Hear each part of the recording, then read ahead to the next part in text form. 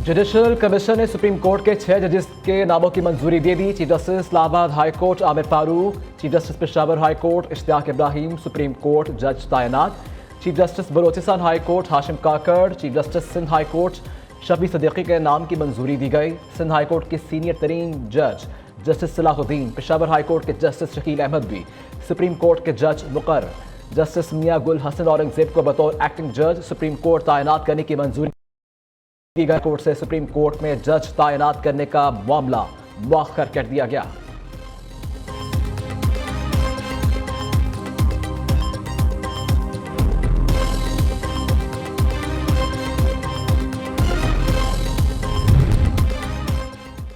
Chief justice Yahya Afridi की ज़ेर सदारत जुडिशल कमीशन का इजलास, जस्टिस मंसूर अली शाह और जस्टिस मरीम अख्तर का इजलास का बाइकॉट। जस्टिस मंसूर अली शाह ने 26वीं आईनी तरमीम पर फैसले तक इजलास मुअख्खर करने का मौक़िफ़ अपनाया। जस्टिस मंसूर अली शाह ने अपने ख़त का हवाला भी दिया। जस्टिस मरीम अख्तर ने भी जस्टिस मंसूर अली शाह के मौक़िफ़ की तायीद की।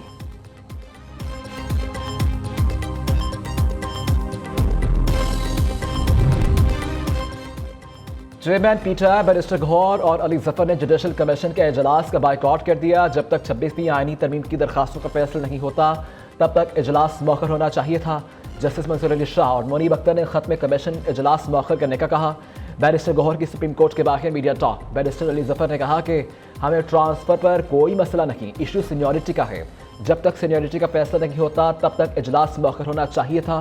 सीनियरिटी का मसला भी अल्तवा पर है, लेकिन हमारी बात नहीं मानी गई। तहरीक इंसाफ मुस्तक़बिल का लाक़ेबल दे चुकी, बुकला के एहतजाज को सपोर्ट करते हैं।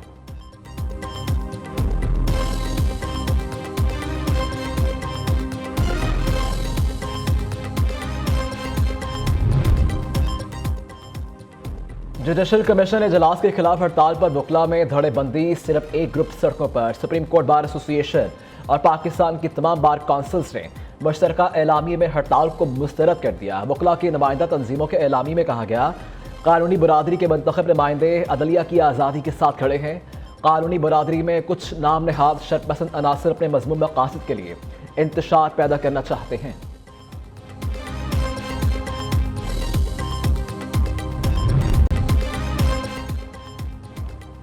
डीरेला किया जाता तो आज पाकिस्तान कहीं आगे होता। अल्लाह से घड़े में गिरते मुल्क और कौम को बचा लिया। महंगाई में कमी से अवाम को सुख का कुछ सांस आया। पॉलिसी रेट 22 से कम होकर 12% पर आना मुआशरी बेहतरी की अलामत है। नवाज शरीफ का रखने पंजाब असम्बली से मुलाकात में इजहार ख्याल। मुस्लिम लीग नून के सदर ने कहा, लाहौर और पंजाब में बहुत अरसे बाद अवाम में खुशी और इत्मीनान नजर आ रहा है। अल्लाह करे हम एक बार फिर टेक ऑफ कर सकें। वज़ीर आज़म शहबाज शरीफ और वज़ीर आला पंजाब मरीम नवाज बहुत मेहनत कर रहे हैं। पाकिस्तान की तरक्की और अवाम की खिदमत की एक नई रोशन मिसाल कायम की है। वज़ीर आला पंजाब मरीम नवाज कहती हैं, नवाज शरीफ और शहबाज शरीफ का नाम आए तो अवाम की खिदमत की मिसाल बनना ही पड़ता है। अल्लाह ताला के फजल से नवाज शरीफ पाकिस्तान की तरक्की का नाम है और हम सब इनके सिपाही हैं।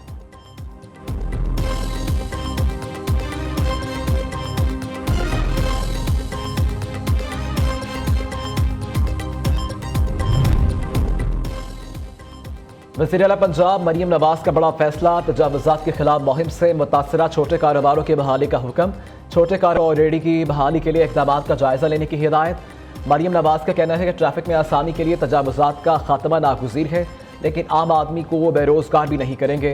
किसी गरीब से रोज़ नहीं छीनना चाहते। बेरोज़गार होने वाले अफराद के लिए मुतबादिल इंतज़ाम ज़रूरी है। LTA का लाहौर में गैर कानूनी तजावुज़ात के खिलाफ ऑपरेशन। रायवेंड रोड अड्डा प्लाट से शेरशाह सिग्नल तक गैर कानूनी तजावुज़ात खत्म कर दी गई।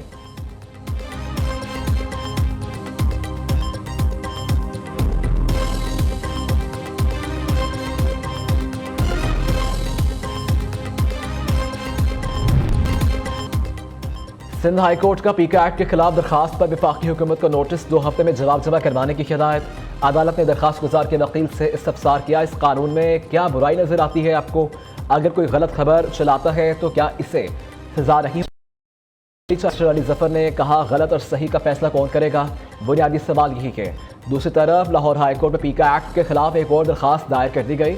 अदालत ने वफाकी हुकूमत, वजारत दाखिला, चीफ सेक्रेटरी पंजाब को नोटिस जारी कर दिए, 2 हफ्तों में जवाब तलब।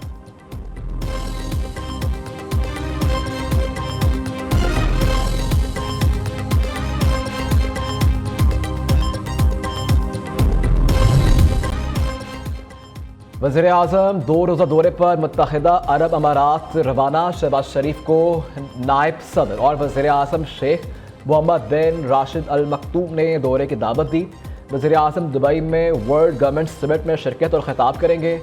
वज़ीर आज़म की UAE क़यादत के साथ मुलाकातें भी शेड्यूल। शहबाज शरीफ मुख्तलिफ ममालिक के सरबराहान हुकूमत से मिलेंगे। नायब वज़ीर आज़म इसहाक डार, वफाकी वज़रा ख़ाजा आसिम मोहम्मद औरंगज़ेब और अवैस लगारी और दीगर भी साथ हैं।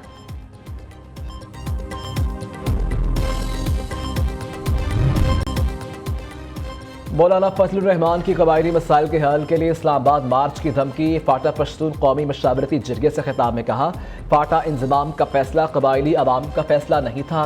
इंजमाम का पहला मकसद अमन था जो अभी तक पूरा नहीं हुआ। जरगों से अगर मसला हल नहीं होता तो हम इस्लामाबाद का रुख करेंगे।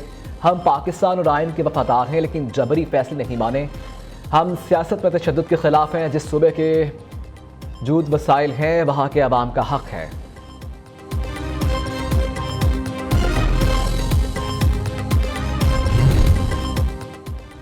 खैबर पख्तूनख्वा ने मुलाजमीन बरतरफी कानून 2025 मुस्तरद कर दिया। सुप्रीम कोर्ट और सिंध हाई कोर्ट के फैसलों की रोशनी में बिल पर एतराज़। गवर्नर फैसल करीम कुंजी का बिल पर तरमीम का मुतालबा। कहा, सूबाई हुकूमत का बिल बुनियादी हुकूक की खिलाफ वर्जी है। गैर कानूनी भर्तियों के जिम्मेदार अफसरान के खिलाफ कार्रवाई की सिफारिश। इलेक्शन कमीशन की इजाज़त से भर्ती मुलाजमीन को बिल से निकाला जाए।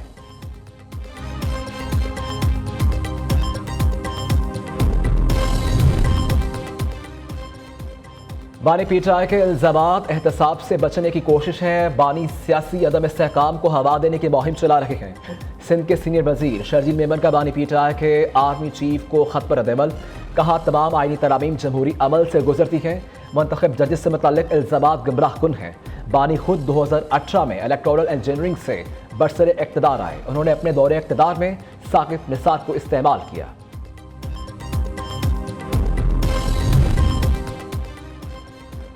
पीटीआई रहनुमा शौकत यूसुफजई भी पार्टी डिसिप्लिन के खिलाफ बोल पड़े। कहते हैं, तहरीक इंसाफ में नज़्म ज़ब्त का बड़ा फुक़दान। सस्ती शोहरत हासिल करने के लिए पार्टी को इस्तेमाल करने वालों के खिलाफ कार्रवाई होनी चाहिए। सवाबी जलसे में जो कुछ हुआ अफसोसनाक है। सवाबी जलसे में 8 फरवरी का तासुर नजर नहीं आया।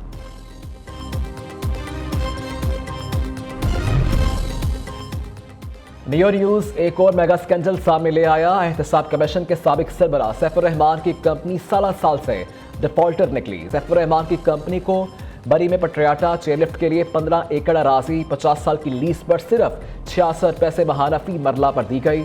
इतनी कम रकम के बावजूद एक पाई भी अदा ना की गई।